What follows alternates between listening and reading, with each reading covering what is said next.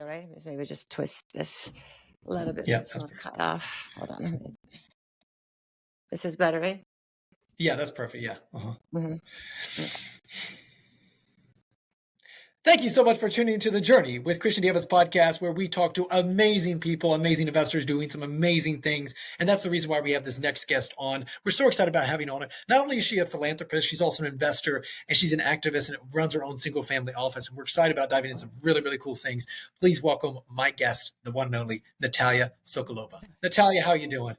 I'm doing great. Thanks so much for having me, Christian. I am excited about our podcast.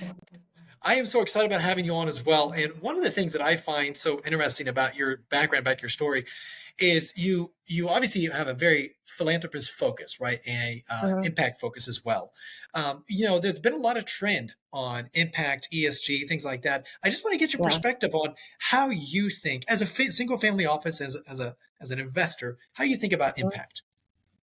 I mean, I co-founded SGG World, believe it or not, over 2 decades ago, and the whole purpose of the SGG World and later Verda Family Offices was really to drive sustainable change through impact, innovation, strategic investments, and partnership.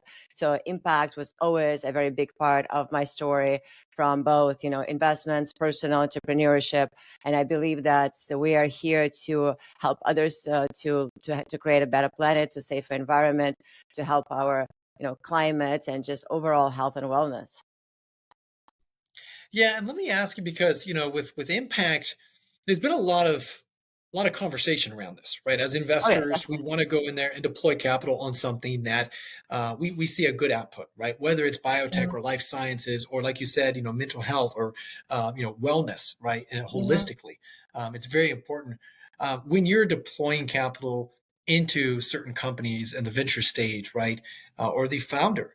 Um, how do you think about in regards to, like, okay, yes, maybe the concept is pretty futuristic, right, or that idea or that business concept, but I like the idea of the impact it can have if it does work. Mhm.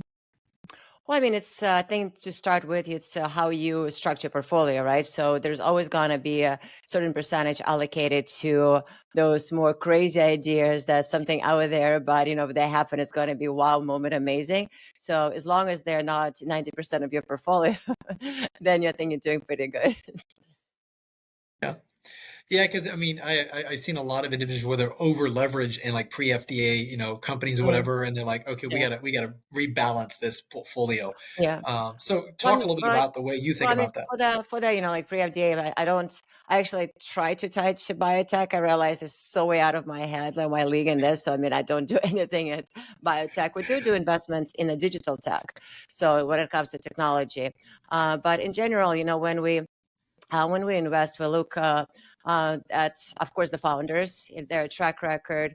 But even if there's like a younger founder who doesn't have a track record on his own, then we're looking at what team he's capable of bringing on his own, what's his purpose, what his drive, what his vision and mission. And then we can always help him to bring the necessary people to the table.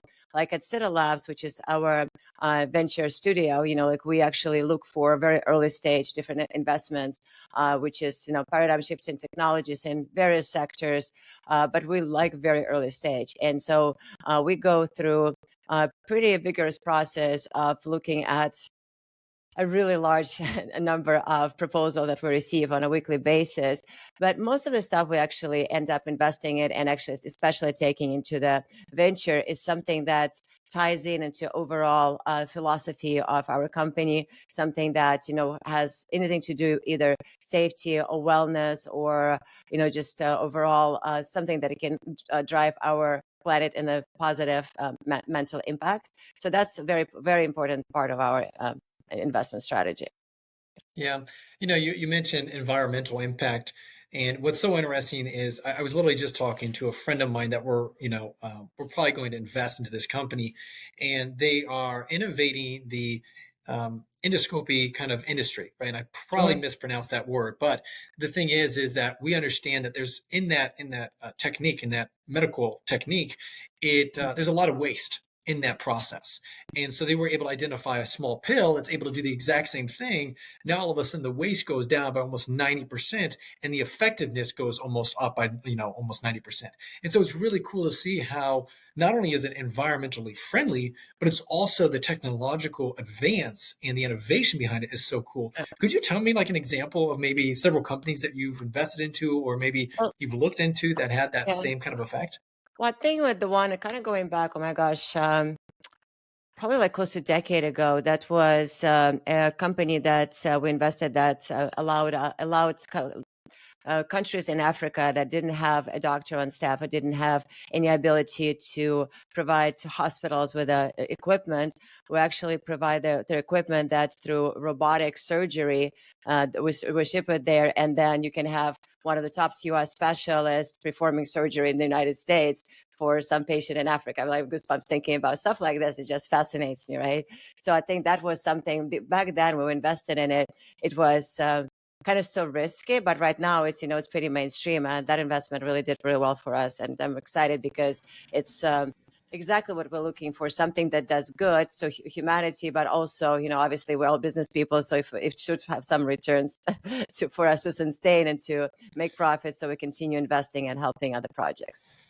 Do you think about some of these investments as kind of a longer time horizon, knowing that it may take a little longer to be able to implement or go to Yeah. market or product development? How do you think about that when you? Definitely. I mean, like when because we choose to get involved in the early stage companies as a majority, I would say about 65% of our portfolio is like early stage, and then other ones is like mid stage.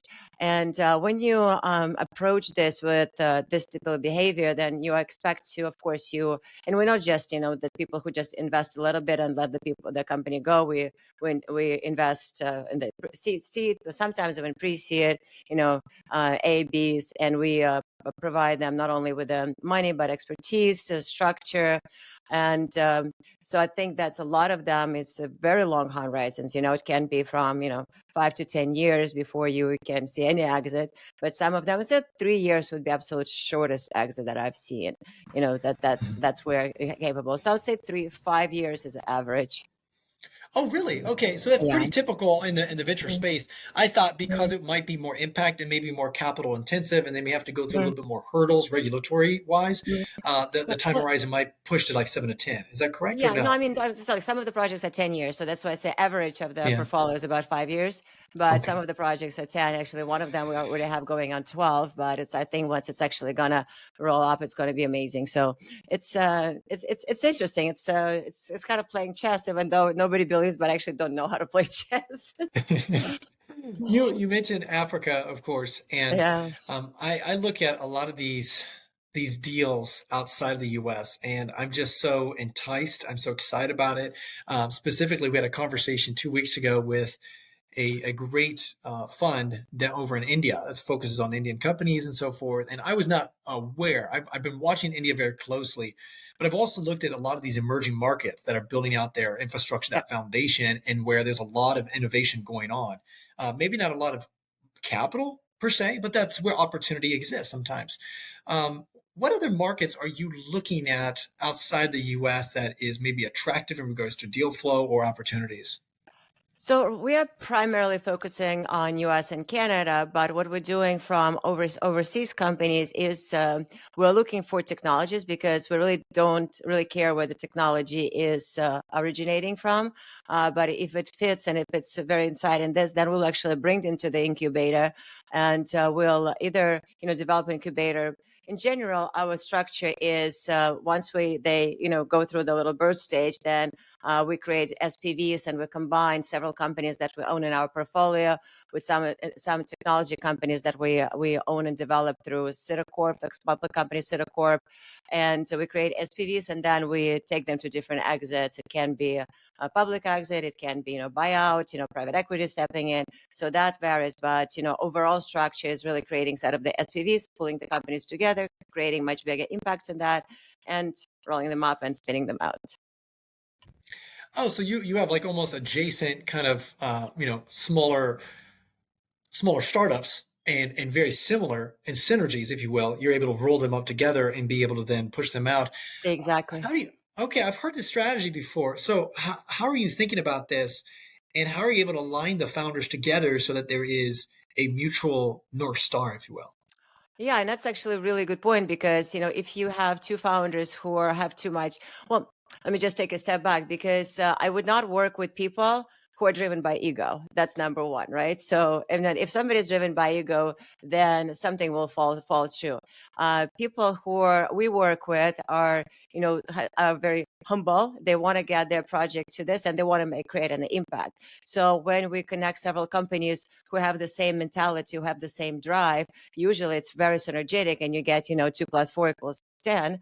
And we combine, one company may be really good in development, another company might have a really good structure on marketing or customer relationships. So when you combine all together, that saves a lot of time, money, and cost to deploy everything, to group it up together, and to actually take it to the market much faster. Are you thinking about when you're looking at these synergistic relationships, are you thinking at it as a client acquisition opportunity, or are you thinking more of like upselling and cross-selling different products and services to their client? Or is it maybe a mix of both? It's a little bit mix of both. More in the first one, it's actually more the company that coming with the technology to create the base. But then if I have some company that says, "Oh, that's an amazing product that will be a perfectly add-on to the technology." I mean, for instance, like we are one of the technologies that we are developing, pretty much is developed, we're just rolling it up. It's a school safety and security technology that developed by Cytta Corp, and so that technology was really designed to be for schools specifically. Well, we just partnered with a company in Europe. It's called Be Safe, and they have a more B2C amazing app for providing safety to more individuals. So we're rolling them together to provide a package that goes not only institutions, but they can offer to their students, to universities, to staff.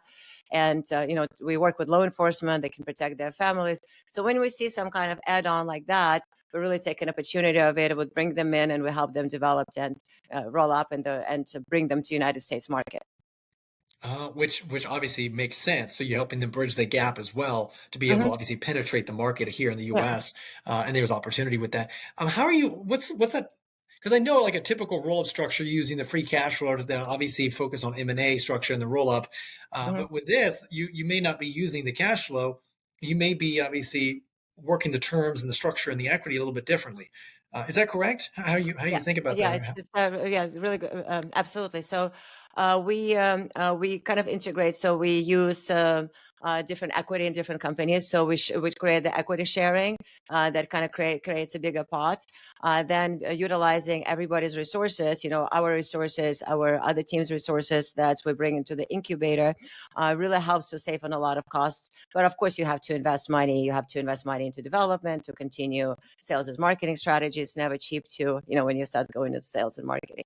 So, but utilizing the experiences from past companies, as well as, first of all, we have in-house marketing team as well.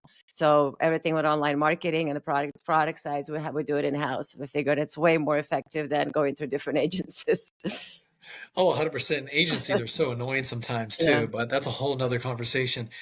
So when you're looking at these acquisitions and just kind of like, structuring these synergies, I just find this so unique because I've had another conversation with, and they're slightly different, but they focus on, but they've seen some amazing success.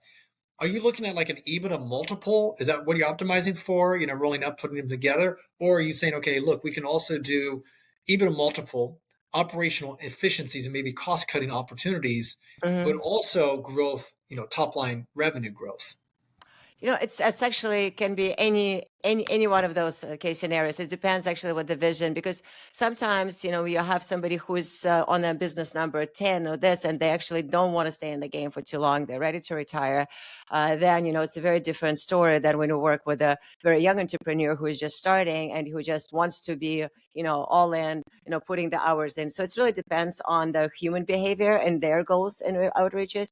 And sometimes but we still, even if we want to almost like buy out the company from like on a PE side, we still want the founder to stay on, because we explain, okay, if you stay on with us for, let's say, whatever, like 3 to maybe 5 years, and keep this thing, you're going to get a way bigger stake And the end of this, if we just buy you out right now, and most people actually enjoy that structure a lot more because they don't have to be as active as they used to be. They still get some check money up front, but then they get, some of the cash flows percentages, and they get a much bigger check in the end and the exit.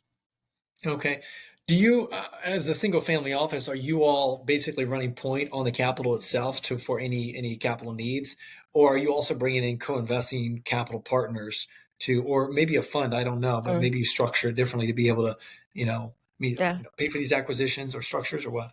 For the time being, it's actually our own for our own capital. It's myself, my partner Gary Campbell. We combined our assets about a little bit over a decade ago, and that's when we followed Verda Family Trust. But we're kind of like in the crossroads right now a little bit, because considering if we should open, because we have a lot of deal flows and the bigger projects that would require additional capital. So this is something we're contemplating right now, kind of doing pros and cons to see what directions we're going to go. Mm-hmm. When you're on the founder perspective, because I think there's a lot of, in the founder world, it's tough, right? There's a lot of VCs that put a lot of pressure on these founders, and they gotta, just like kick butt, rock and roll. You create a really nice incubator, and you mentioned something offline that I want to bring up because I thought it was really cool. The TrueWealth concept, and it's very deep to your heart, but also helping your founders and your portfolio companies kind of understand that at a deeper level.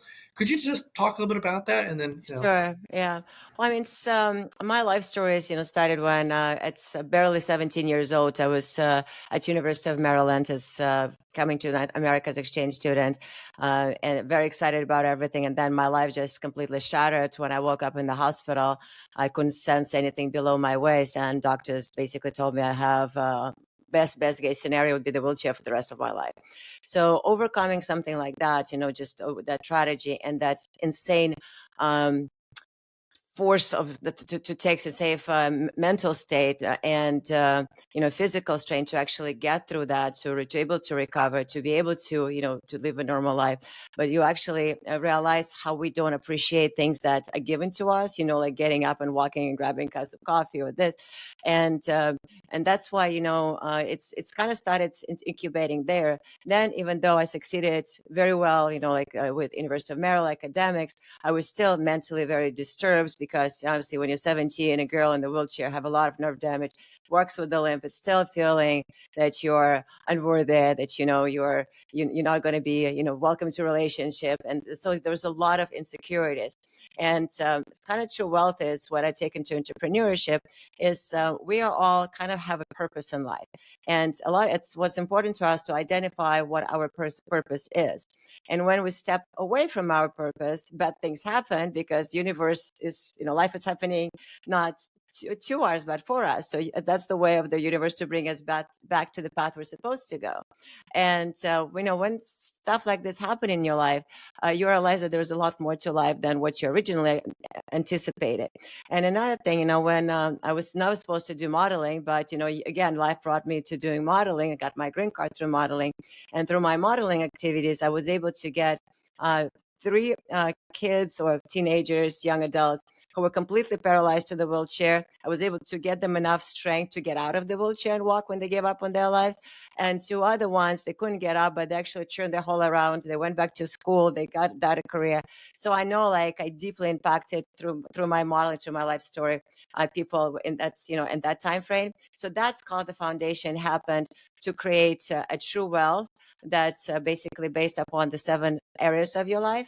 And then you take these areas of your life, and then, because if I work with entrepreneurs, those are the basis to foundation for entrepreneurs. Because if you actually apply for your personal life first, and then you apply those principles to the business, then you create a life that's full of abundance. It's not based on just material riches. It's based upon how you utilize your time, how you balance your career, your relationships, your family, your financial planning, your spirituality, your joy, your life, all of those areas. Because if one stool, goes shaking, your foundation goes weak.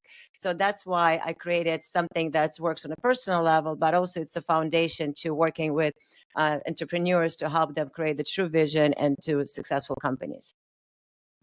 So incredible, and to understand that that's the way you approach it instead of we got to return capital, we got to grow, we got at all costs, all that stuff, right? And really understanding at a deeper level, maybe the things that they're struggling with. Just to loop back on what you said, at 17, 18 years old, you had to work through those insecurities. Could you help me, think about that time, that younger Natalia that had to work those insecurities? Who was Mhm. around you? Who was your support team or system that helped you Well, kind of yeah, work through that? my mom flew right away from Russia, and she was by my side, helping me to get through to it. My American family, since I came here as exchange students for last semester of high school, I spent a lot of times basically at her house, just recovering. So Betsy was, basically I had two mothers helping me through that. And then, when the college started, I always had, not just for that, but regardless of in the most difficult and dark moments in my life, I always had somebody, at least one person too, that was there who was kind of my guiding, my true star, my true north, my guiding star. Somebody like an angel, as I call them, who appear and help you. And that's kind of shows you that even though you're suffering, you're still in the right path. You're still meant to be on that path to go through to learn the lessons that you're meant to learn, so you can take your life to the next level. Yeah, and I definitely, in agreement with that. However, though, in that time and in that moment, it is tough, right? Because of the uncertainty, you're not sure what the future is going to hold. Um, Looking back, you say, "Oh, I'm so grateful for that experience because it helped me mm, grow, right, to who you needed to become," yeah. and which is awesome. What were things that you told yourself that helped you just stay on the path, just get back up and just keep going, and not quitting or Well, trust me, I mean, depression? it's still, like you would think that after you're going through that, but then you get caught up in other stuff, and then you forgot your path, and then something else bad happened, and so it's not just, you learned your lesson once and you're done with it. Life keeps bringing you up and down. And actually, like just, about 10 years ago, I had a really, bad postpartum depression, bad relationship with narcissist. So that was also took me in the darkest spots. My kids were sick, but and then I actually had to. I mean, it took me a couple of years to actually get myself out of the situation and to remember myself who I truly am, and to go into a deeper spiritual path. I spent like 3 years of like deep meditation ceremonies, just going back completely. And now I feel that I'm completely on the path that I'm supposed to be. And all the events that happens in my life took me to where I'm at right now. Incredible. And when you're talking with your founders and your portfolio companies, these individuals that are going through that journey, and maybe you're a little bit further on the path than they are, and you're able to help them pull through the dark times, those valleys. Um, Without sharing names or anything, but help me Mhm. understand a little bit like where they're at. Are they struggling? Is it just more of a mental capacity? I'm curious, what are you noticing holistically? I mean, in the people that we're involved in working with, or just generally people that's around me, the circle around me, or people The people actually that working with. the people that you're working with currently, yeah. Uh, well, for me, like when I look at the person, it's my decision is not really made upon if they're in a bad situation, a good situation. It's really. But if they're complete atheists that don't believe that I was like I am just like just ego driven, then that would be really hard to work. And that's what somebody I would say no to the project if I not really that the project. But if somebody is going through the hard time or doesn't even believe in themselves or doesn't believe, but they have some core values, I can definitely work with that, because those are the people who can really turn, like diamond into rough and a real diamond, and guide them along. And then not only you change their life and this, but they're also appreciative and grateful. And they're the ones who stay with you for a long time. And then the ones who bring the most value. And those are the people you actually create, empire with. It's this humble confidence, right? It's this humility as well, but then also you have to come in with confidence and certainty in your own Mhm. belief and your vision and your mission, wherever you're going, your Yeah. ethos. How do you, Natalia, as investor, as a philanthropist, ride that bike, if you will, on Mm-hmm. that balance of being humble for what you've done, but Mm-hmm. also being confident and saying this is where we're going holistically and helping others kind of achieve that. And honestly, it's just kind of my personality. I was actually at the work event yesterday, and the guy was like, "Well, you definitely speak more like entrepreneur than a family office." I was like, "I've spent, just 3 years of my life just solely writing checks and just managing that. I was bored out of my mind. It's like if I cannot, wake up at like 5 a.m. because I want to wake up, not because my alarm goes off, and be driven about my day, I'm doing something wrong. So I want to create that stuff that's always like hunger, excitement, it's like, and that's the people I like working with. I don't care how old they are. I can be in the 20s, they can be in the 70s, but still they have that hunger to life, the passion and to drive to do something. I think that's what kind of characteristics is. And when you have that, you're always humbled because you always stay a little bit hungry and excited about new project, and you're a little bit insecure to learn something new. I mean, I spend probably on average an hour to 2 hours every day learning, taking either courses or learning, take something YouTube. I sign up with tons of stuff on Mind Valley. So I'm always trying to enhance my own my own well-being state, my own knowledge, staying on top of the world events, and just education, plain education. Yeah. I want to come back to something you mentioned. So, like, one of your red flags, it sounds like right off the bat, when you're working with a founder and they have like pride or arrogance, like deep, just like pride, and you're like, no, I can't work with you. Even maybe they have a good concept, maybe a good business structure, maybe a three-time Mm, founder, but if they're really arrogant, you're like, nah. Um, could you tell me a little bit like, one, have you had experience before where you're mm, like, okay, look, they were prideful, but I'm still going to mm, invest into them, and then that's one of the reasons why it's now like mm. a red flag of yours? Tell me a little bit about that. Well, you also have to understand that you have to drill down what are they truly arrogance, or the arrogance is just hiding their fear. So those are two different arrogances too. Because if they're just trying to show off being confident and it show up as being arrogant because they're really afraid to show their projects, that's a whole different story. Because that's actually an insecurity of theirs, right? So they Correct. Yeah. overcompensate and Yeah. try to be like, oh, Overcompensating for insecurity. Yes. yeah. Is that typically bid, I would imagine? Yeah. No, actually, no. It's coming from the modeling world. You would think that models are very secure. On the contrary, models are most insecure people because they're so, treated that that you are only treated as for your looks, right? Not really who you are, Mhm. and that it creates a huge disbalance. It was like, okay, what's going to happen when I age? What happened to this? Like, and so it's all becomes. It's kind of like, I mean, I was done comparison, kind of like very, very, very rich men always looking, who don't present much of them themselves besides sitting on the bag of cash. They don't have anything else to go by, and they're afraid if I'm going to lose all this cash, like nobody's going to like me. Same thing I think goes to the models. They're so attached to their beauty into inner. But right now, like, only the girls who are, models, but who work on their inner self, who actually get involved in other ventures, they're very smart, they're very rounded, and they're really brilliant. I mean, I have a lot of girls in my circle, that ladies who fit that category, beautiful, smart, outgoing. But it's all about insecurities. It's all about who you are and trying to find out what your purpose is. Because if you know what you're supposed to do, then it's insecurity starts fading away. Because usually insecurities comes from imposter syndrome, right? I fear I'm not good enough. I fear of failure. But if you know in your right path, those fears kind of fade away. How do you help some founders, walk through that process? Because I think, well, what's interesting, if you look at some of the most successful entrepreneurs, there is this level of insecurity, right, that they Mhm, have, and that's part of the reason why they compensate in like this mhm, drive or this motivation, whatever. And there's some truth to that, but also that's just the way they interpret that information, right? And there's other people that have kind of worked holistically. They're healthy, you could tell, but they also mhm. have that drive, right? And they have Yeah. that ambition. So it's not like holistically just one path. No. That you can be both. But I'm just curious, like walking and helping someone. Well, one, maybe having that conversation, Mhm, but also helping them walk through that themselves and being able to mhm. identify that and say, hey, look, I know you just put on a show. I know you're not really that arrogant, and I know that you just, you actually, and maybe not say it like this, right? Hey Jeff, you're really insecure, right? No, but it's more of like, Yeah. having that conversation and dialogue to help them work through it. Because if they don't work through it themselves, Mm. they're not able to be the best that they possibly can, right? Yeah. No, definitely. Like, like confidence and arrogance are, like, as I said, very different thing. It's important to be confident. And, like if you're not confident, it's important to pretend to be confident. If take a deep breath and, just walk in thinking that you own the place, right? But one of the besides the initial conversation, one of the exercise I do with the teams and everybody come in, and I advise everybody to go and do it in their lives. Breaking down their lives in different areas, and to just go to, I call it the bottom why. I mean, it's exercise, and a lot of people have used in the past. I've learned about it many years ago.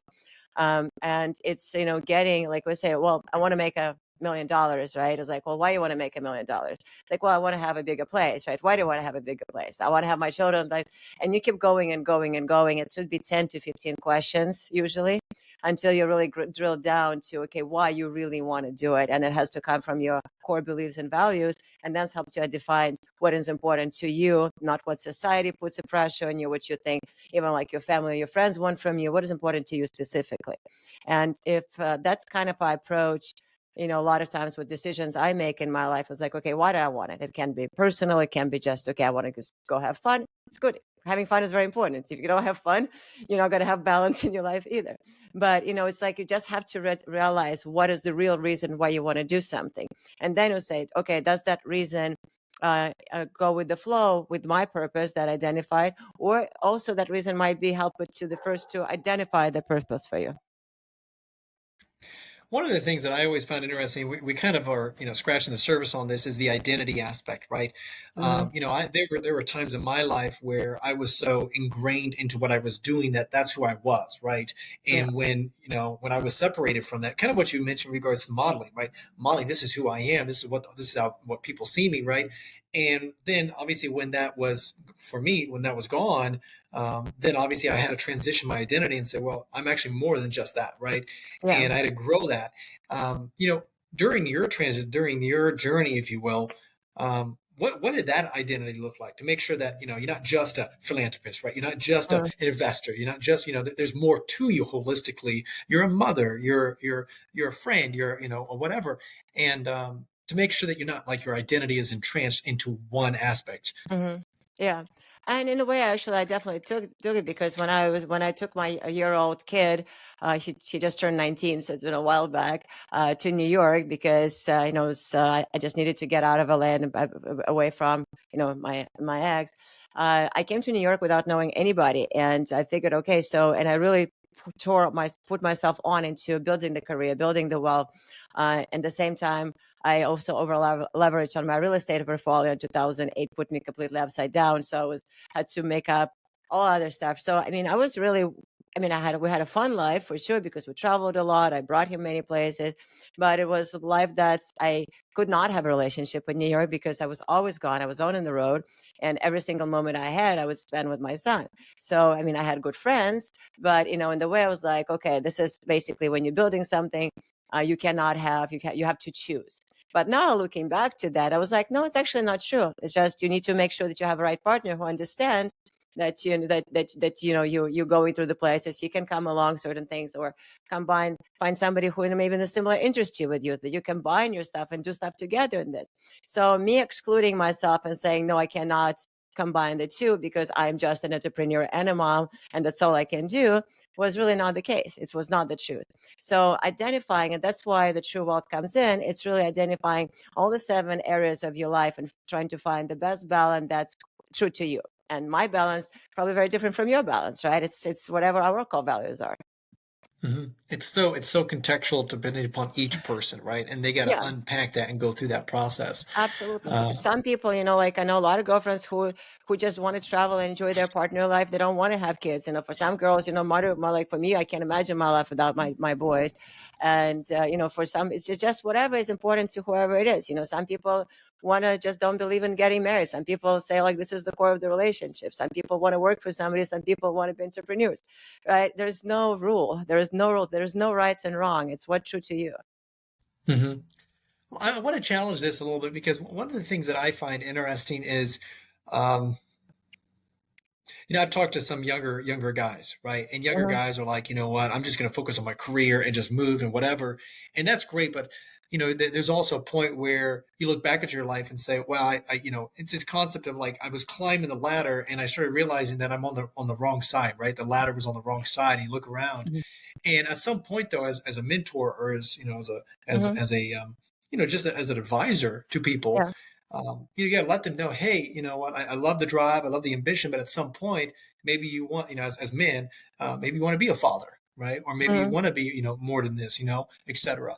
And, bringing up those conversations. And I know we're not just talking about like holistically your founders, what you work with. I'm just Yeah. talking about just people in Yeah, general no, as yeah, you walk people, through yeah. life, you Mhm. know.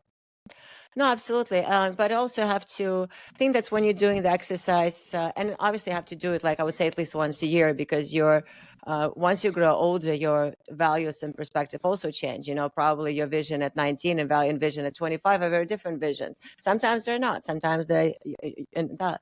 But I think it's also understanding that, I think for especially, well, for guys, but I think for girls this day and age too, to focus on defining who you are from, what your skill set is in like teens or early 20s, and to actually doing something with your life that you feel good about yourself, that you accomplish something. If you want to go to university and then have a career and working for a company, if you're passionate about some kind of hobby that you have and you want to build it in the career, those are really the time to try doing all that, because when you're really young, because also when you're very young, probably getting married that young is, in our day and age, is not the smartest things, even though the culture I came from, when I was 23, mom told me that I'm too old to have children. So it's very, very different approach, right? You're too old to have children. Oh my gracious, yeah, that's funny. That So is funny. that was the family I came from, right? So like if you're not married by 2021, there's something wrong with you. But I don't Well, think it applies this day and age at all. it's funny because my dad said the same thing just literally 2 weeks ago. He said, "Look, shouldn't you have a wife and have kids by now? You're 30 some years old." I'm like, "Buddy, I'm still 30, man. Don't worry, I'm still young, man." Like, Yeah. gracious. But also for Uh, guys, it's very different from the ladies, right? Because right. realistically, for women, the clock is ticking to have a child, and a lot of times, if you don't have a first one, obviously there's a lot of medical intervention right now, but say if you don't have a first pregnancy by you know, like early to mid 30s, then it's very hard to get pregnant. So if you already had a kid, then you can get pregnant much later in life. It's kind of the way our bodies work. And that's why I've known several women who were just so caught up on their career and they achieved great trends, and then they look back and they're in late 30s and they can't get pregnant, they cannot have children, and they was like, oh my god, I missed my chance.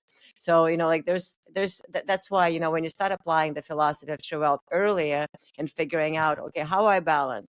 And sometimes like when you're early 30s, it doesn't, so the 7 areas doesn't mean they have to be perfectly balanced. It just have to be the right balance for you at the given time.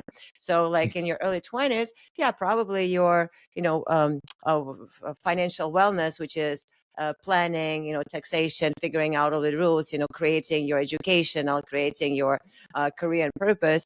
Those are probably going to take more of your stuff. And if you want to spend your time, which some people do, just partying and doing nothing, you're going to pay for back when you later, right? So it's like it's all the price of the choices we make. If you want to do nothing in your teens and and have fun and out partying, not doing good in school and not studying and not working, it's gonna catch up with you. So it's all the Yeah. choices that we make and the price we pay later. Yeah. I love to talk, just pivot the conversation to back to your portfolio. And, I'm a big believer sometimes that as investors, we have a criteria, right? We have a Uh-huh. filter process of like, the check boxes of what we're looking for in a company and what we want to invest into. But then sometimes we ignore that, right? Because for some reason Mhm. we like the founder. There's some Yeah, yeah. synergy, there's excitement. I'm like, you know what? You may not at all fit in my box, but you know what? I'm going to invest into you because, and it's kind of a moonshot, right? It's like, Mhm, you know what? I just like your vibe. I like the energy.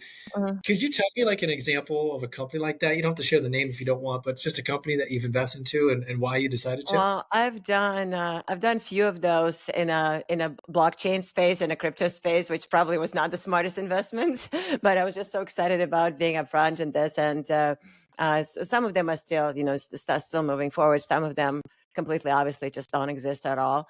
But I still don't. And there were like smaller checks, between 25 to 100. So it's not big investments. And but there was a lot more of them, or some, beverage companies that it's totally outside of my criteria. But those things is just I'm just putting some my personal funds, right, and I don't take the family stuff. I just put my personal money into it, and as I can, obviously something I can afford to lose. It's something it's completely like gamble, even though I never gamble. So my life is gamble enough. So that's approach. It's, yeah, absolutely. If I love the person or the company or something just fun, but I treat it as not as investment. I'm treated it as almost like as a investing in me having fun with that. Because And then, what whatever happens to it, I don't get upset about it. right, 100%. I like how you like mentally just like, hey, this is in the Uh-huh. wash, basically. Like, hey, Mhm. if it wins, it wins. If it doesn't, then that's Exactly. okay. What could you tell me like why you decided to invest in? Was it because the product or the service that you're like, oh, this is awesome, or was it just because of the founding team? You were like, wow, this is very innovative. Like, what about it that was like not aligned with your thesis, Well, but it was honestly, like, there are all different reasons. One of them, right, because the guy who was founding is really just is extremely wealthy and successful, and he was trying to revolutionize the traditional banking with blockchain, and I think this project actually still might work. So there was more rationale on just on the founder and founders. And other ones, like I've done 3 investment in different metaverses because I thought that it was, and I still believe that metaverses are still going to be the future for, shopping or trying stuff and that, but it was just a little bit too early.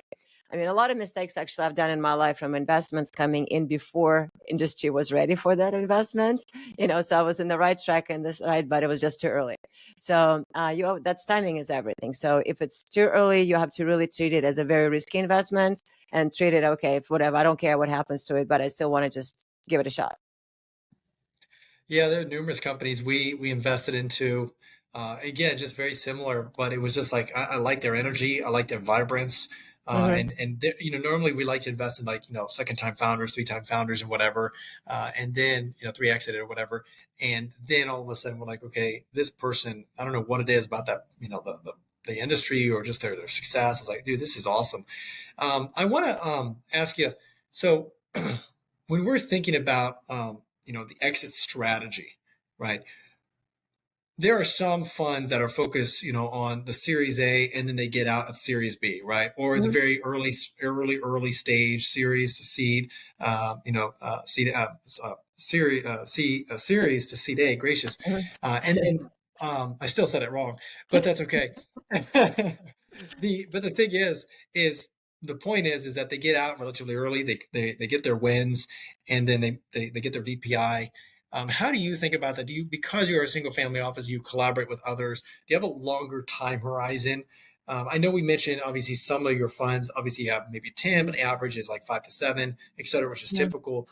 But sometimes, with patient capital, you can be in a situation where you're like, hey, look, I'm okay with like the metaverse, right, aspect. I'm Yeah. okay with riding that wave until it obviously hits. Mm-hmm. Maybe it may take 12 years, it may take 13. Mm-hmm. Yeah. How do you Yeah. think about that holistically, or is that more of like a Well, moonshot concept, like you said? Well, I mean, just to take into consideration also that probably like roughly about 25% of our portfolio are passive investments. Every single other one is active, where we're taking active role or bringing our teams or investment, whatever that is. So in that perspective, we have a lot more control. So when you have a personal control, you actually can make decision and steer the company out of the situation. Is that when you have a passive investments and you really don't know what the investors are doing, or just even have time to allocate to their day to day or to strategy, those it becomes a much higher risks because you just rely solely on partners and founders, and then those are the money you try to allocate with somebody who had successful exit before, who are who knows what they're doing, who are or sometimes it's just a pool of the investors coming in the project without the family offices. So we do that as well.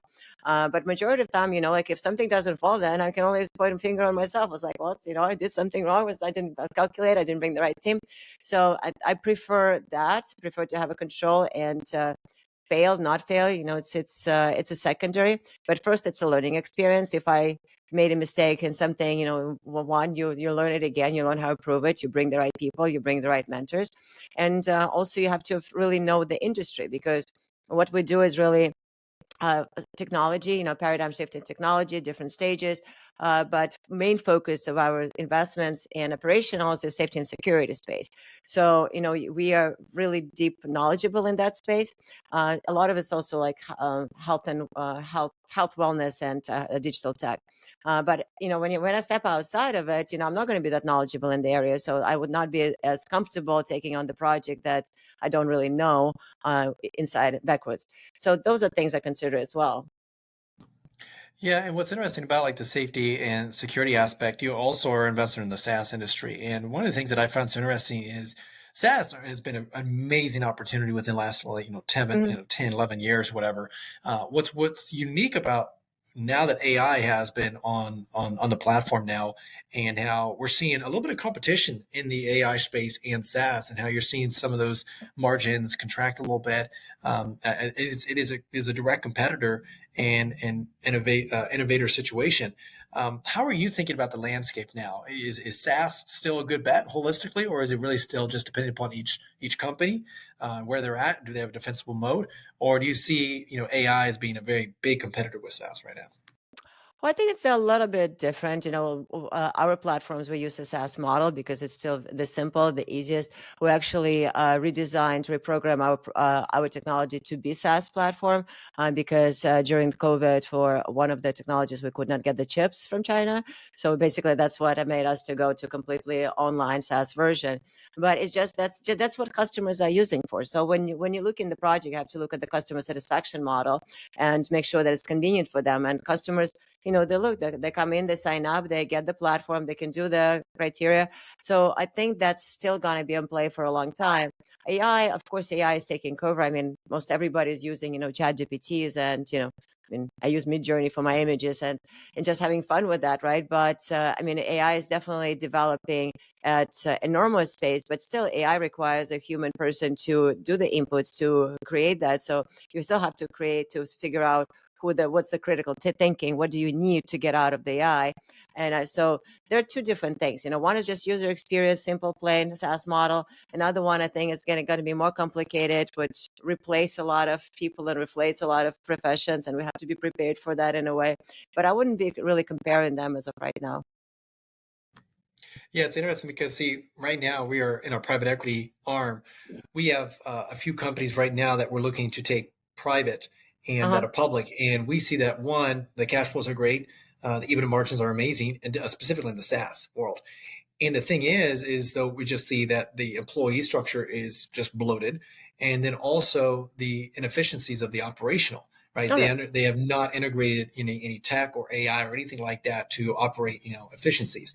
Um, and so that's one of the things that I find so unique is that one, there are some amazing companies that are taking advantage, integrating their LLMs, things like that.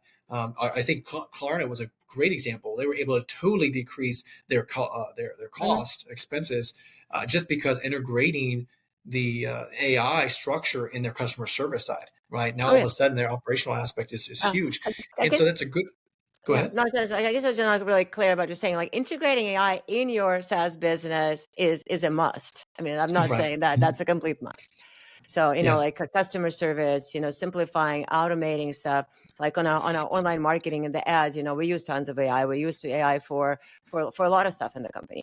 So if you don't use that, then like what is it took our department to spend like hours to write press release. Right now it's done in 30 minutes, right? And that's all time and cost. Yeah, and just totally collapse the time frame in regards to Mhm. the operational efficiencies of things.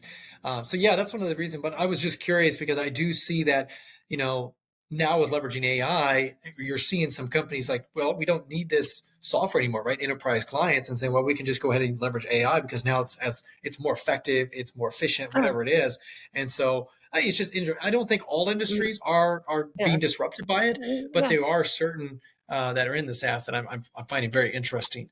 So that's Absolutely. why I I'm. know there's definitely going to be a lot of technology stuff that's going to be obsolete with AI, but also there is stuff, like somebody was asking me on the school safety and security because we're looking for really good AI companies, and if you know somebody, let me know who are actually there's tons of them on the market.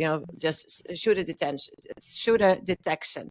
So but if you have if you have more than 15% of false positives, you have a problem. If somebody have something that looks like a gun and the school gets shut down, it happens once, twice, you're going to start ignoring that.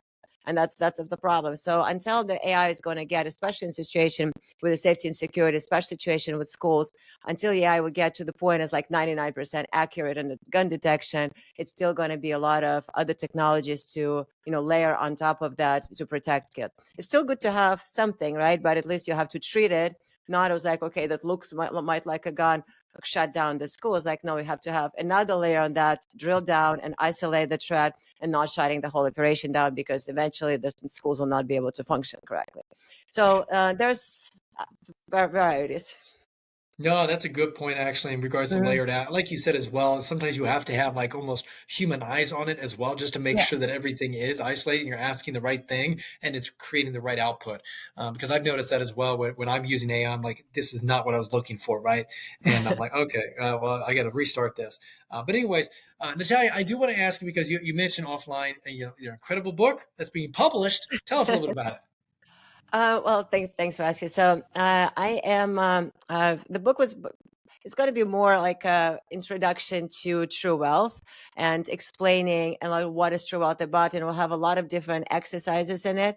So for people who want to start the journey on TrueWealth and start without the coach, I think that's a really good book to understand, to start with, and to actually just go through the exercise in the end of the chamber. It's basically, it's called Unbreakable: The Path to True Wealth, and it's going to be available on Amazon. But all the information are always going to be on my website, which is Natalia at nataliasokolova.com. So it's easy to remember. That's incredible. And what is your goal with this? For because obviously we talked a lot about the true wealth concept, right? Which is incredible and Mhm. the impact that it's having now. And what I find so interesting about people is like, yes, we're reading X amount of books, but it's not about reading the book; it's about implementing what's in the book, right? And so, what is your goal with that? Making sure that these individuals are integrated into their life and actually doing this true wealth concept, because I think What it's remarkable. I think the goal and everything comes more like through my spiritual journey, because if we can do something to inspire the other person and to help them to get connected, to to be a better person, to be more joyful, to be happier, then basically we increase the vibration. That person uh, basically paid forward to somebody else, and then like if you start spreading around, we have a place where people are genuinely happier, and doesn't it affect everybody's happiness, level of happiness? So I think overall this is really, that's the main underlying goal. Yeah, and what is so interesting is there is a struggle right now. I was talking to someone. One, it's just sad to see the younger generation. The depression is high, anxiety is high. All this stuff is really happening, and you're seeing that kind of gravitate into the mid 30s and the mid 20s, right? Where there's this, it's just very prevalent, and it's just very sad, like the mental health situation. And I think this is so interesting how not only is it for investors or founders, but almost it's holistically for anybody, right? In the Mhm. career aspect, or people that are struggling with that, like we were talking about, that internal insecurities.